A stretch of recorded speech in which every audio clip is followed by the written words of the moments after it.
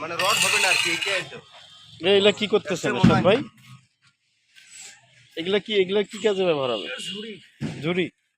এগুলা ওই যে দিলে শুকাইবে। ও রাকিব, বলো এই রিং কিভাবে তৈরি করো? প্রথমে কি করো?